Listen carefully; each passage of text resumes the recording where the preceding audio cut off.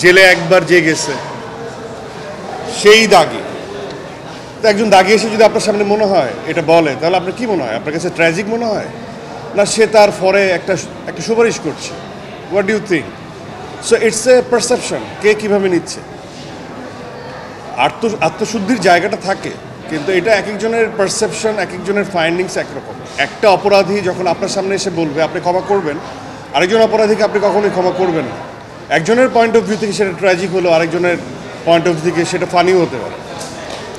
So আমার কাছে মনে হয় যে it's not all about this মানে ট্র্যাজিক স্টোরি, এটা সম্পর্কের গল্প।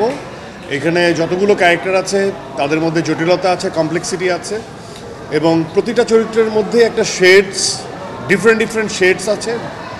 টাইমলাইনের গল্প, ডিফারেন্ট টাইমলাইনেকে টাচ করা হয়েছে। হ্যাঁ, একটা জীবনবোধের একটা মেসেজ তো শেয়ার দেওয়ার চেষ্টা করেছে।